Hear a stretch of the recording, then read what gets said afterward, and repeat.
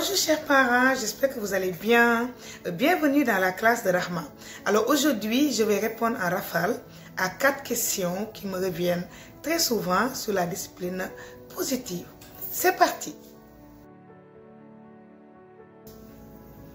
Alors, pour répondre à cette première question, donc je dirais qu'en quelques mots, la discipline positive est un kit de survie pour les parents. Si on la comprend, bien sûr, si on comprend ces concepts et qu'on est prêt à les appliquer tels quels, en se donnant du temps, surtout, et en y croyant. Alors, si une discipline n'est pas positive, elle est comment? Elle est négative.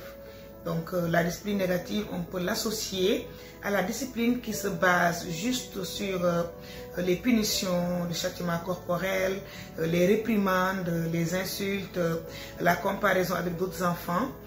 Moi, je me dis que normalement, on ne devrait même pas mettre le qualificatif positive associé à la discipline, parce que par essence, la parentalité, elle est positive, donc la discipline aussi devrait l'être.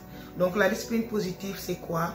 C'est une discipline collaborative, une discipline dans laquelle le parent engage l'enfant à co-construire avec lui des règles de base qu'on va respecter, des règles qui vont être claires, précises, que l'enfant va respecter.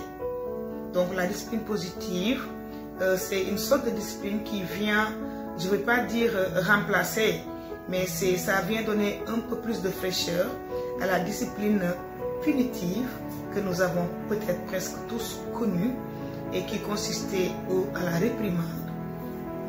Ça consistait à la réprimande, donc voilà. En quelques mots, c'est ça. C'est comme une bouffée d'air, une sorte d'adaptation de la discipline. Oui, c'est efficace.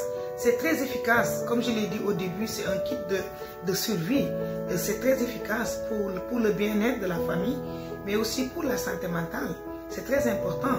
Et il faut savoir que quand on éduque nos enfants dans la peur, dans la violence, dans les cris, les insultes, les châtiments, et on est juste en train de les traumatiser.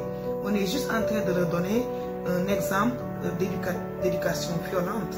C'est comme légitimer la violence, ou bien légitimer la violence, ils vont se laisser violenter, ou ils vont penser que violenter aussi quelqu'un d'autre, c'est logique, c'est dans l'ordre des choses. Donc oui, c'est efficace. On s'économise là, entre guillemets.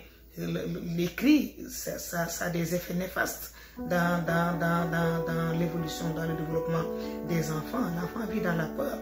Et on fait la différence, nous, entre les enfants qui sont habitués à être criés dessus et ceux qui ne connaissent pas les cris. Des fois, mes élèves me disent, Madame, tu cries? Je dis, non, je ne crie pas, je parle fort. C'est ma voix qui est forte. Il y a des enfants, des fois, quand tu élèves un peu la voix, tu sens comment ils sont. Parce qu'ils ne connaissent pas ça. Ils ne vivent pas ça dans leur environnement. Ils ne connaissent pas. Et quand tu le cries dessus, quand tu parles fort, ça fait tic dans la tête parce qu'ils ne comprennent pas. Et à l'inverse, tu vois des enfants, pour qu'ils t'écoutent, il faut vraiment que tu lèves la voix. Donc ça montre déjà ce que ça fait. En plus, toi qui cries, les cris comme c'est néfaste pour ta santé. Non seulement, comme le dit mon grand frère Djibril, il dit regarde-toi devant le miroir quand tu cries, tu es moche. Mais en plus de cela, tu épuises ta santé. Pourquoi on doit l'adopter, la discipline positive? Parce que tout simplement, on doit vivre. On a besoin de vivre dans le positif. La parentalité est par essence positive, je l'ai déjà dit. Déjà, sur une perspective humaniste, le positif est valorisé. En tant qu'humain, on doit être positif, bienveillant les uns avec les autres. Et après, maintenant, même sous un point de vue religieux, donc des points de vue religieux, donc des religions révélées, la bienveillance, elle est encouragée. On encourage toujours aux parents d'être bienveillants envers leurs enfants. Donc nos enfants sont des cadeaux du ciel. Donc c'est des dons du bon Dieu. Et puis c'est aussi comme si le bon Dieu nous les confiait. C'est ça. C'est comme ça que Dr. Djibril Fall il le dit.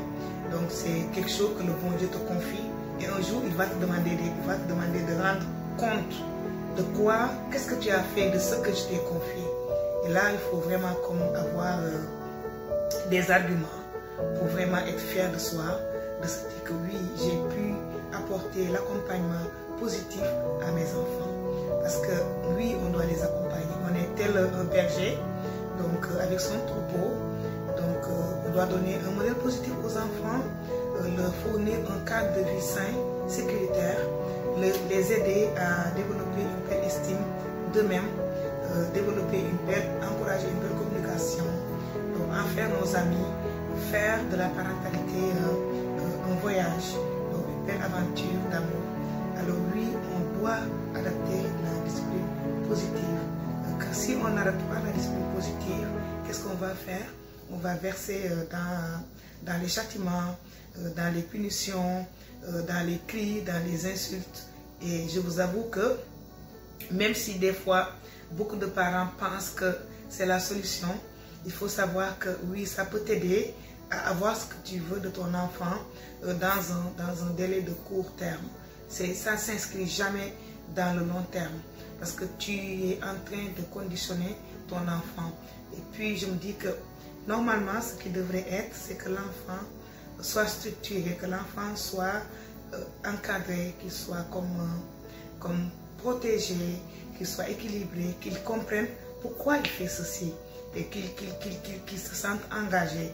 Et quand la discipline se base sur la punition et encore la punition, l'enfant il réagit comme un automate. Il va agir comme le chien de Pavlov. Il est conditionné de façon opérante. Il répond à l'attente du parent, là maintenant, mais jamais cela ne va s'inscrire sur un long terme. Donc voilà les méfaits de la discipline punitive. Alors juste pour cela, oui, on doit adopter la discipline positive. Quand on n'est pas dans le positif, on est forcément dans le négatif. Et c'est certainement la pire chose qu'on puisse faire si on veut accompagner nos enfants afin qu'ils cheminent positivement dans leur vie sociale, scolaire, personnelle, émotionnelle et affective. Comment l'appliquer? Il faut déjà y croire. Il faut déjà croire que c'est une belle stratégie pour éduquer son enfant, pour accompagner son enfant. Parce que si on n'y croit pas, si on se dit « Ah, ça c'est pour les autres, ah, laissez-nous avec ces choses-là », c'est clair que c'est déjà perdu d'avance. Donc en l'appliquant comme suivant les concepts de base, comme je l'ai dit tout à l'heure au début, donc être bienveillant, ça veut dire manifester de l'empathie envers ses enfants.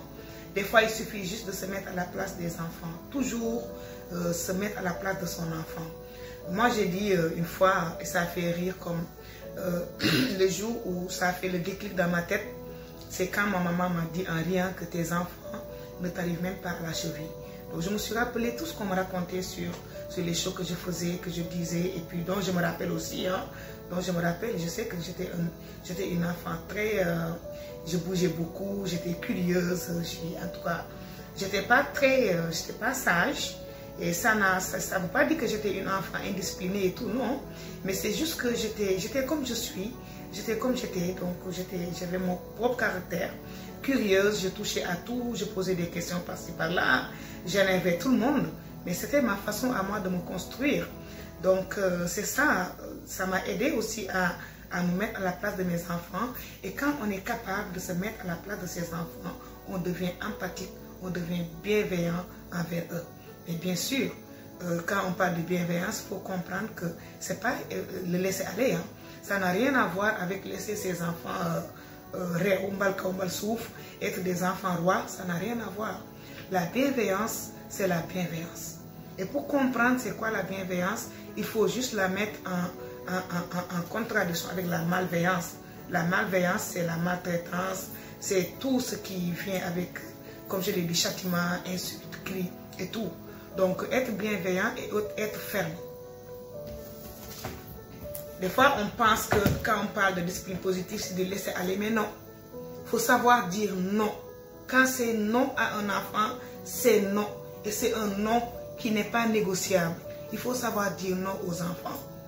On parle de bienveillance, mais à côté, on met la fermeté. Parce que trop de bienveillance, s'il n'y a pas de fermeté, ça peut virer vers le laxisme. Donc, il faut savoir dire non à nos enfants. Quand c'est un non, c'est un non. Il faut que l'enfant comprenne qu'il doit y avoir la contrainte, parce que c'est la vie en soi qui est contraignante. L'éducation, il y a aussi la contrainte dedans, comme il y a aussi les conséquences dedans, mais pas de punition. Donc, il y a ça, bienveillance, donc accompagnée de fermeté. Donc, favoriser vraiment la collaboration avec les enfants. Montrer aux enfants que vos avis, vos décisions, votre participation comptent, co-construire avec eux, collaborer, coopérer avec eux. Donc ça, c'est le troisième concept. Et puis finalement, miser beaucoup sur l'encouragement. Encourager nos enfants, les encourager, leur faire sentir qu'on croit en eux, qu'ils sont capables et qu'ils peuvent y arriver. Donc c'est valable pour ton enfant, pour ton élève, et si tu es un médecin aussi, pour tes patients. L'encouragement, c'est un levier extraordinaire. C'est juste fabuleux tout ce qu'on peut arriver à faire avec de l'encouragement.